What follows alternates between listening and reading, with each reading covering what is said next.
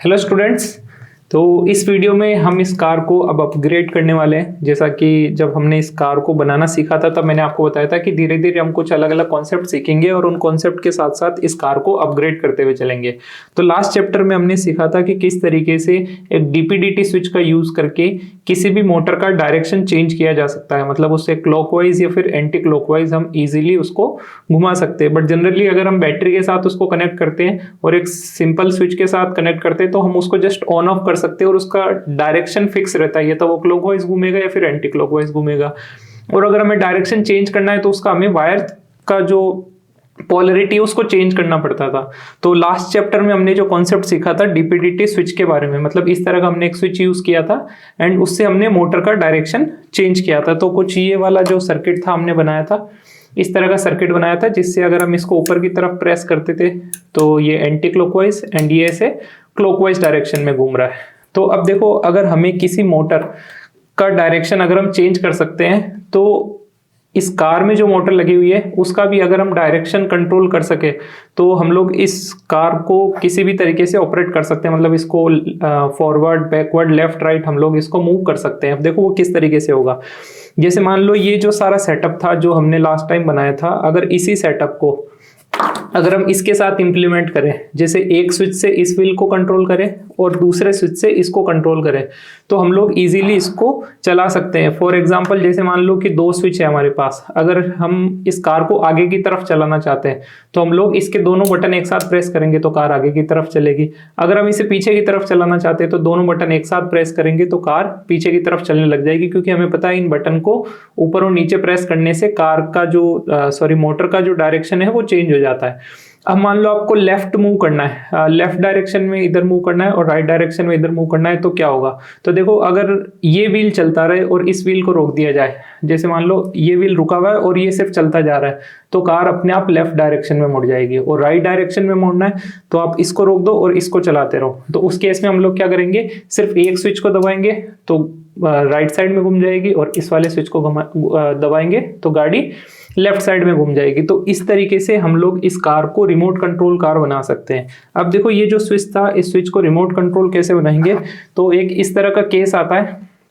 इस केस को यूज करके हम लोग इस तरह का इन स्विच को यहाँ पर प्लेस करके एंड इसका जो कंप्लीट कनेक्शन है जो लास्ट टाइम हमने किया था उसी तरीके से कनेक्शन करके हम इस कार को रिमोट कंट्रोल बना सकते हैं। तो देखो, इसमें जो मेन जो काम बचा है अभी वो है इस रिमोट को रेडी करना और इस रिमोट के साथ इसका कनेक्शन करना। तो देखो वो किस तरीके से करना है। तो मैंने पहले से एक रिमोट बना रखा है। तो देखो, इस तरह का रिमोट हम लोग यूज करेंगे। जो ये रिमोट था इसमें ये जो स्विच है, स्विच हमने अच्छे से इसके अंदर प्लेस कर लिए। इन स्विच को आप इसके अंदर लगा सकते हैं। देखो इस तरीके से हम अगर इसको यहाँ पर इसमें प्लेस करके एंड इसको फिक्स करेंगे तो इस तरीके से यहाँ पर लग जाएगा। तो इस तरीके से यहाँ पर आप इस स्विच को लगा सकते हैं। तो हमने ऑलरेडी एक रिमोट तैयार कर रखा है, तो मैं आपको इसे समझा देता हूँ ताकि हम इजीली समझ पाए। तो देखो, इसमें मैंने एक लंबा वायर कनेक्ट कर लिया है ताकि हम इस कार में इसको कनेक्ट करेंगे एंड इजीली इसको रिमोट कंट्रोल कार बना सकते हैं। तो कार असेंबल करना हमें आता ही है। अब हम पहले वर्किंग समझ लेते हैं रिमोट की। तो मैं कार को एक बार साइड में कर देता हूँ एंड इस रिमोट को मैंने पैक कर रखा है। इसको एक बार ओपन करते हैं एंड देखते हैं कि इसका सर्किट हमने किस तरीके से बनाया। तो हम इसको एक बार ओपन कर लेते हैं। बहुत ही सिंपल वायरिंग है। लास्ट टाइम हमने जो एक मोटर के साथ किया था वैसा ही हमें दो मोटर के साथ करना है। तो दो अलग अलग मोटर है और दो अलग अलग स्विच है, सेम वही वायरिंग होगी यहाँ पर भी। तो देखो, इस केस को अगर हम ओपन करते हैं तो इंटरनली हमें इस तरह की ये वायरिंग हमें मिलती है। अब देखो, ऐसे बहुत कंफ्यूजिंग लग रहा होगा बट हम लोग इसके थ्रू इसको समझते हैं। देखो, इसमें हमने क्या किया था, सिंपल सा सर्किट था। आप लास्ट चैप्टर को वापस रेफर कर सकते हैं। क्रॉस कनेक्शन करना था सबसे पहले। दोनों को क्रॉस किया, जैसे 6 टर्मिनल होते तो दोनों को क्रॉस किया और बीच वाले 2 टर्मिनल पे हमने मोटर को कनेक्ट कर दिया एंड बाकी 2 टर्मिनल पे हमने पावर सप्लाई को कनेक्ट कर दिया। तो जैसे ही हम प्रेस करते थे तो पहले वो पॉजिटिव नेगेटिव पे चलता था, फिर जैसे ही नीचे का प्रेस करते थे वो नेगेटिव पॉजिटिव हो जाता था। तो ये कॉन्सेप्ट हमने लास्ट टाइम देखा था। तो हमने जस्ट कुछ नहीं किया है, हमने देखो ये जो आपको लंबा वाला वायर दिख रहा है यहाँ पर ये जो वायर है, सबसे पहले इसको समझते हैं। हमने एक वायर इसमें लगाया पावर सप्लाई का, ठीक है। पावर सप्लाई के लिए हमने इसमें अलग से वायर दे दिया, इसको हम बाद में बैटरी से कनेक्ट कर लेते हैं। तो इसको मैं साइड में कर देता हूँ। अब यहाँ पर ये जो वायर है, यहाँ पर 4 वायर है। 4 वायर क्यों है? ये दो एक मोटर के लिए और ये वाले दूसरी मोटर के लिए। तो सिंपल वही कनेक्शन है जो हमने उसमें किया था।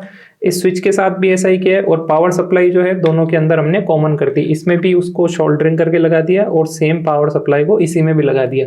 तो एक ही बैटरी से हम दोनों मोटर को पावर देंगे, एंड जो कनेक्शन हमने लास्ट टाइम किए थे उन्हीं कनेक्शन को इसके अंदर हमने प्लेस किया। और आपको चैप्टर में इसका कंप्लीट सर्किट भी मिल जाएगा ताकि आप इजीली इसके कनेक्शन कर सके। तो कनेक्शन कंप्लीट करने के बाद में हमें जस्ट इसको इस होल्डर के अंदर पैक कर देना है। पूरा सर्किट हम लोग इसके अंदर पैक कर देंगे। एंड इस कार को रिमोट रेडी होने के बाद में, रिमोट का जो कनेक्शन है वो इसमें सबसे इम्पोर्टेंट है, वो होने के बाद में हम जस्ट इस कार के साथ इसको इम्प्लीमेंट करेंगे। तो मैं इसको पैक कर देता हूँ फिर से। कॉन्सेप्ट हमने लास्ट टाइम पढ़ाई था, एंड इस बार हमने इसको जस्ट 2 अलग अलग मोटर के साथ इम्प्लीमेंट किया है, और स्विच भी दोनों अलग अलग है। तो आपको जस्ट लास्ट टाइम जो सर्किट था उसको बस रिपीट करना है और 2 बार बनाना है बस, और कोई चेंजेस नहीं है इसके अंदर। अब आगे की क्या प्रोसेस होगी उसको हम लोग एक बार समझ लेते हैं। तो ये रिमोट हमारे पास रेडी हो गया है।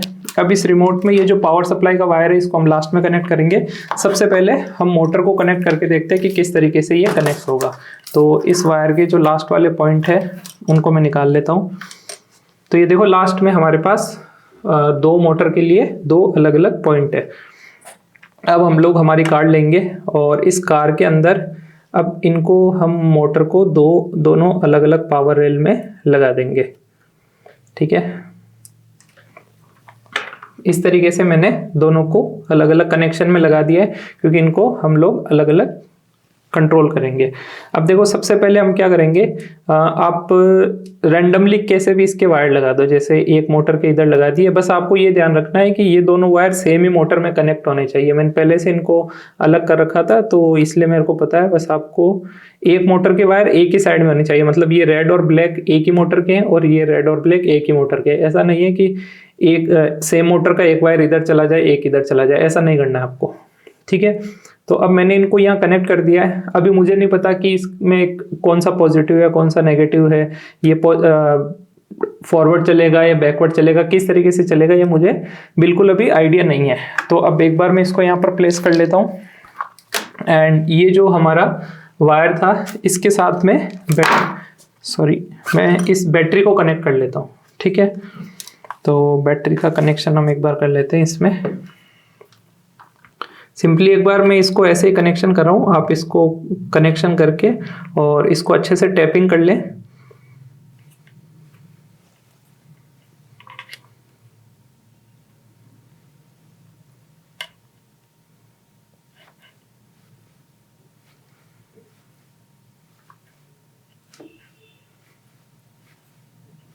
ठीक है, ये मैंने इसमें फिक्स कर लिया। अब देखो, इस कार को हम लोग ये जो हमारा रिमोट था इसके ऊपर इस तरीके से रख लेते हैं, ताकि अभी हम टेस्टिंग मोड में हैं तो कार आगे पीछे नहीं जाए और इसके व्हील्स के जो डायरेक्शन है उसकी हम लोग टेस्टिंग कर पाए। तो देखो, सबसे पहले तो हमें ये चेक करना है कि आप रिमोट को इधर से भी इस डायरेक्शन में भी पकड़ सकते हैं और इस डायरेक्शन में भी पकड़ सके, जैसे ही आपकी इच्छा हो वैसे आप पकड़ सकते हैं। बट हमें लेफ्ट और राइट मोटर का ध्यान रखना है। तो सबसे पहले हम लोग क्या करेंगे, हम चेक करेंगे कि इस बटन से कौन सी मोटर कंट्रोल हो रही है। तो देखो, इस बटन से ये वाली मोटर कंट्रोल हो रही है, तो हम इस रिमोट को इस तरीके से पकड़ लेते हैं, ठीक है। आप एक बार फिक्स करके और इसमें मार्किंग कर लो कि किस साइड में सीधा है। तो आप जैसे यहाँ पर एरो का मार्क कर लो कि इस साइड से सीधा है। अब देखो, इस बटन से हमारी ये वाली मोटर कंट्रोल हो रही है और इस बटन से ये वाली मोटर कंट्रोल हो रही है, ठीक है।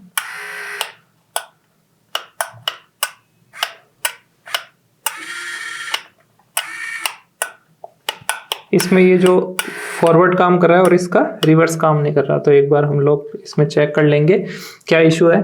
तो अब देखो, जैसे ही मैं आगे की तरफ प्रेस कर रहा हूं तो ये व्हील आगे की तरफ मूव कर रहा है, और इसमें अगर आगे वाला प्रेस कर रहा हूं तो रिवर्स मूव कर रहा है।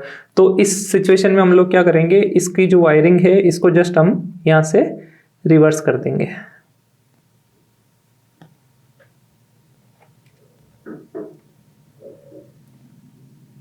ठीक है, ये हमने रिवर्स कर दिया। अब इसको ये फ्रंट और ये भी आगे, तो जैसे ही हम आगे वाले बटन दबाते हैं तो दोनों व्हील आगे की तरफ मूव कर रहे हैं, और जैसे ही पीछे वाले दबाते हैं तो इसका जो रिवर्स है वो काम नहीं कर रहा। हो सकता है अपनी वायरिंग में कोई इशू हो, उसको हम चेक कर लेंगे। तो सबसे पहले आपको डायरेक्शन सेट कर लेना है। तो आगे प्रेस करने से आगे की तरफ मूव कर रहे हैं, और पीछे का प्रेस करने से पीछे की तरफ। और लेफ्ट और राइट मूव करने के लिए आपको क्या करना पड़ेगा, जस्ट इस एक बटन को अगर आप दबाएंगे तो जैसे ये कार सिर्फ इधर मूव करने लग जाएगी। तो लेफ्ट मूव करना है तो राइट वाला बटन दबाना है, और राइट मूव करना है तो लेफ्ट वाला बटन प्रेस करना है। तो इस तरीके से सिंपल कनेक्शन करते हैं हमारी कार रेडी हो जाएगी। एंड इसको हम लोग एक बार कंप्लीट रेडी करके एंड इसका जो इम्प्लीमेंटेशन है वो हम ऑन रोड करके देखते हैं।